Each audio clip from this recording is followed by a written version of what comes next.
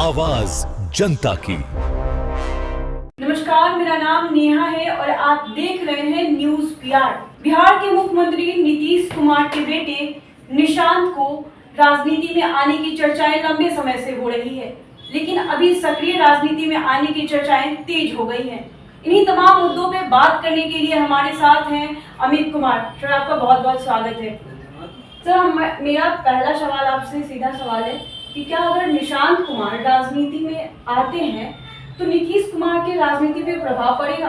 देखिए, नीतीश कुमार के राजनीति पे प्रभाव पड़ने का कोई मतलब नहीं है। नीतीश कुमार का राजनीति बहुत लंबी राजनीति है, वो बहुत आगे आ चुके हैं, राजनीति अब पड़ाव पाएगा। लेकिन नीतीश कुमार दो ही वजहों से देश में ये जानी जाती। एक, बिहार में 20 साल शासन किए, 2-3 वजह है तो जो बिहार में 20 साल से शासन कर रहे हैं और जनता का विश्वास उस पर बना हुआ है।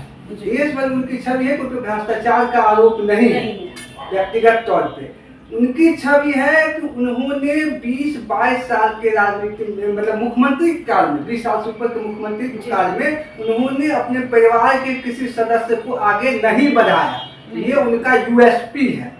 तो अगर नीतीश कुमार के मुख्यमंत्री रहते हुए निशांत राजनीति में आते हैं तो ये नीतीश कुमार की जो छवि है, विराट छवि जो बना हुआ है कि हमेशा अभी भी वो हर मंच से वो बोलते हैं, परिवारवाद के खिलाफ बोलते हैं कि अपने हटा तो पत्नी को बना दिया।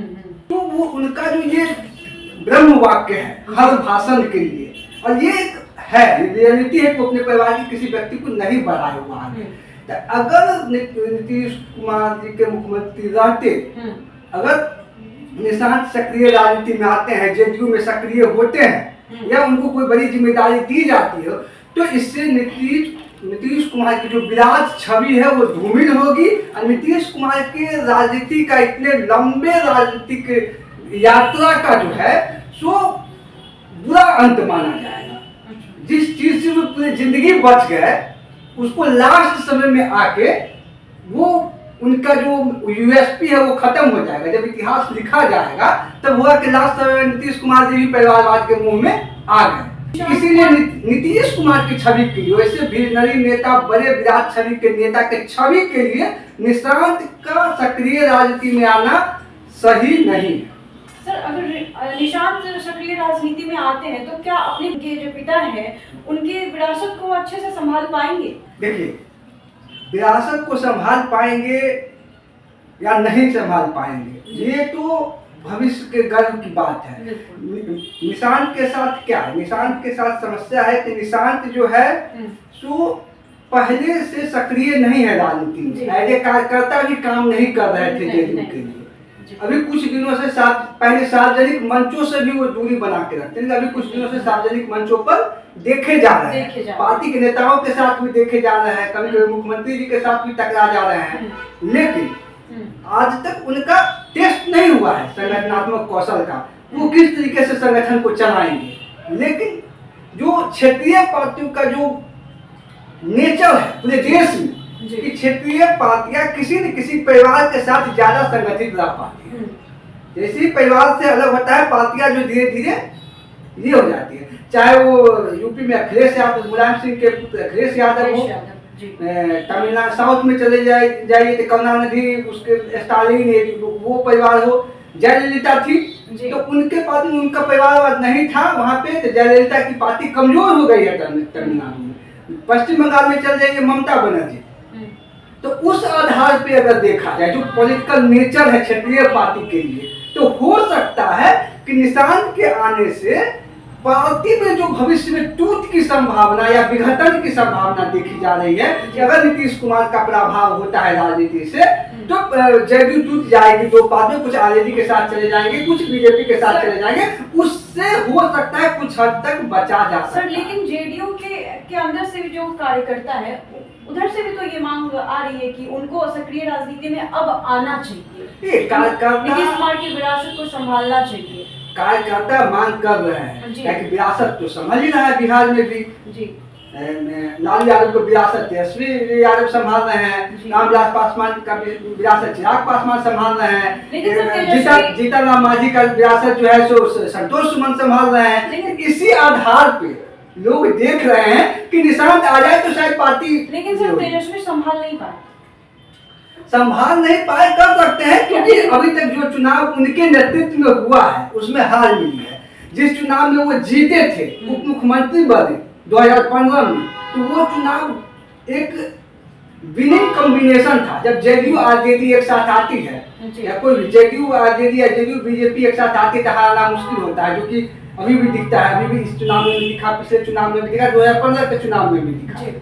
तो आए लालू जी के पुत्र थे इसलिए जीत गए, ऐसा नहीं था कि उनका कोई उपलब्धि था। उपलब्धि दिखाना, उनका अपना कौशल दिखाने का मौका मिला उनको 2020 में, 2019 के लोकसभा चुनाव में, 2024 के लोकसभा चुनाव में, 2025 के विधानसभा चुनाव में, लेकिन वो कहीं न कहीं फेल हो गए। बहुत ज्यादा माहौल बनने के बावजूद वो उस चीज को नहीं कर पाए, उसको संभाल नहीं पाए पिता की विरासत को। अब वो हालांकि पिता के समय से ही विरासत डगमगाने लगा था, जब बेचारा होता है नीतीश कुमार का जब ऊपर आए तो लालू जी का प्रभाव कम हुआ बिहार की राजनीति में।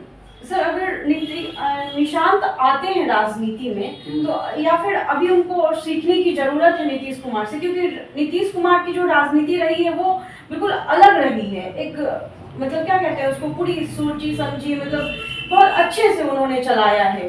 निशांत के राजनीति में आने का एक रास्ता ये बनता है कि नीतीश जी के मुख्यमंत्री रहते वो पार्टी में एज ए कार्यकर्ता ज्वाइन करे, और एज ए कार्यकर्ता वो काम करे पिताजी के साथ मिलके।